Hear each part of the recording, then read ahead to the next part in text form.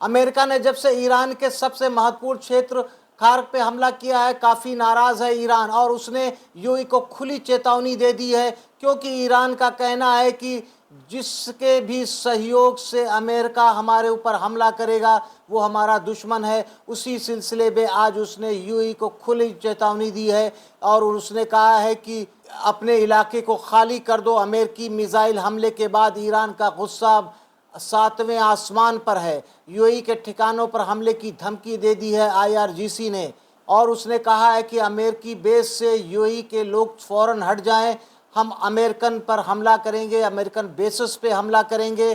क्या कुछ प्रवक्ता ने कहा है आईआरजीसी के, आप सुनिए। बिस्मिल्लाह قاسم الجبارین. ارتش متجاوز آمریکا به دلیل ویرانی پایگاه‌های نظامی خود در منطقه در پناه بنادر، اسکله‌ها و در مخفیگاه‌های شهرهای کشور امارات جزیره ایرانی بوموسا را هدف موشک‌های خود قرار داده است.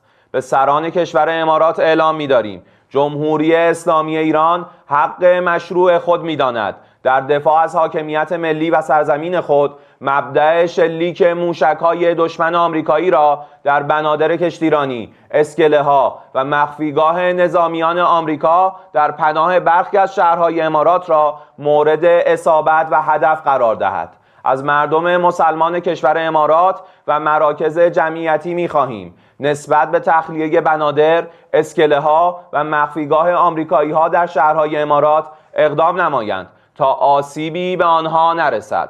ان الله عزیز ذو انتقام.